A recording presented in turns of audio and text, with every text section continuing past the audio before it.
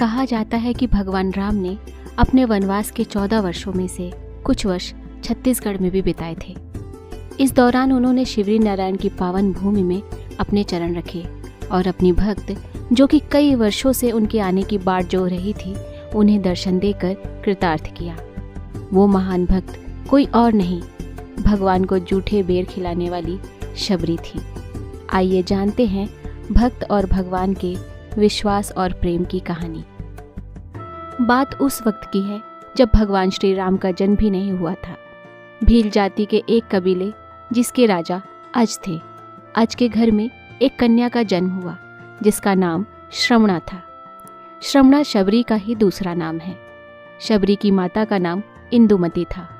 शबरी की जाति शबर थी, जो कि भील से संबंधित थी। शबरी बचपन में पक्षियों से अलौकिक बातें किया करती थी, जो सभी के लिए आश्चर्य का विषय था। धीरे धीरे शबरी बड़ी हुई, लेकिन उसकी कुछ हरकतें अज और इंदुमती की समझ से परे थे। समय रहते शबरी के बारे में उसके माता पिता ने किसी ब्राह्मण से पूछा कि वह वैराग्य की बातें करती है। ब्राह्मण ने सलाह दी कि इसका विवाह करवा दीजिए। राजा अज और भील रानी इंदुमती ने शबरी के विवाह के लिए एक बाड़े में पशु पक्षियों को जमा कर दिए। फिर जब इंदुमती शबरी के बाल बना रही थी तो शबरी ने पूछा, माँ, हमारे बाड़े में इतने पशु पक्षी क्यों हैं? तब इंदुमती बताती है, ये तुम्हारे विवाह की दावत के लिए है। तुम्हारे विवाह के दिन इन पशु पक्षियों का विशाल भोज तैयार किया जाएगा।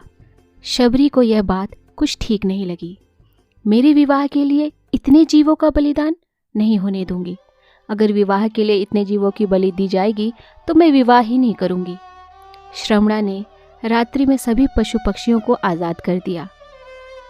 जब श्रवणा बाड़े के किवाड़ को खोल रही थी तो उसको किसी ने देख लिया।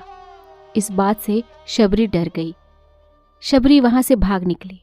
भागते भागते ऋषिमुख पर्वत पर पहुंच गई, जहां पर हजारों ऋषि रहते थे।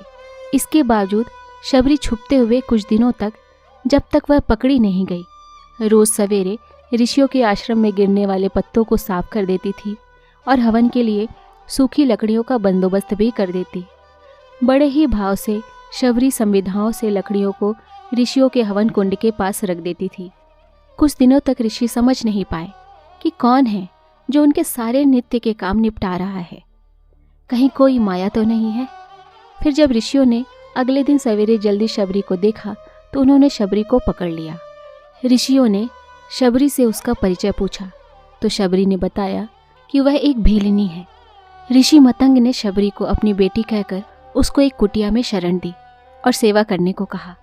समय बीतता गया। मतंग ऋषि बूढ़े हो गए। मतंग ऋषि ने घोषणा की, अब मैं अपनी देह छोड़ना चाहता हूँ। तब शबरी ने कहा कि एक पिता को मैं वहाँ पर छोड़ कर आई और आज आप भी मुझे छोड़ कर जा रहे हैं। अब मेरा ख्याल कौन रखेगा?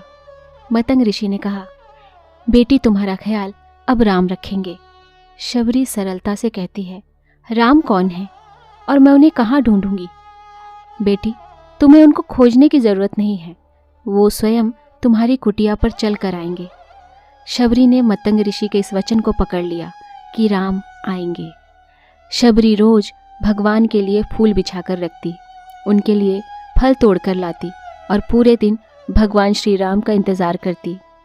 इंतज़ार करते करते शबरी बूढ़ी हो गई, लेकिन अब तक राम नहीं आए। फिर एक दिन आ ही गया जब शबरी के वर्षों का इंतज़ार खत्म होने वाला था। शबरी ने फूल बिछाकर रखे थे। आते जाते लोगों को मना कर रही थी कि इस फूल पर भगवान चलेंगे। शबरी श्री राम के लिए बेर तोड़कर लाई थी, यह निश्चित करने के लिए कि बेर मीठे हैं या खट्टे। शबरी ने बेर को चक चक कर उनको जूठे कर दिए। जब भगवान श्री राम आए तो शबरी एक पत्थर के आसन के पास बैठी थी। शबरी ने पहली नज़र में भगवान को पहचान लिया। उसने भगवान का खूब आदर सत्कार किया और उनको जूठे बेर भी खिलाए। इस प्रकार शबरी के वर्षों का इंतज़ार खत्म हुआ था और उसको मिले थे भगवान श्री राम। क्या आप जानते हैं पूर्व जन्म में कौन थी शबरी? शबरी पूर्व जन्म में एक परमहिसी नाम की रानी थी। एक बार कुंभ के मेले में परमहिसी रानी और राजा दोनों साथ में गए। राजा का वहाँ पर शिविर था। रानी ने एक दिन अपनी खिड़की से ऋषियों का समूह देखा वह हवन कर रहे थे और मंत्रों का उच्चारण कर रहे थे। उसको देखकर रानी का मन वहाँ बैठने को कर रहा था। रानी ने वहाँ जाने की राजा से अनुमति मांगी, लेकिन राजा ने इनकार कर दिया और कहा, रानी, आप ऋषियों के बीच बैठने नहीं जा सकती, यह आपको शोभा नहीं देता। यह सुनकर रानी अपने कक्ष में जाकर उदास होकर रोने लगी। रानी रात में राजा से बिना बताए अपने कक्ष से निकलकर त्रिवेणी तट पर पहुंची और वहां गंगा माँ से प्रार्थना करने लगी। रानी ने याचना करते हुए कहा, हे माते, अगर मुझे दूसरा जन्म मिले तो रूपवान और रानी मत बनाना। अब मैं आप में समाना चाहती हूँ। इतना कहकर परमहंसी जल में समाधि ले ली और देह त्याग दिया। इसी कारण अगले जन्म में शबरी रूपवान नहीं थी और कोई रानी भी नहीं थी। राम आएंगे की गूंज आज हर जगह है। राम यूं ही नहीं मिलते किसी को।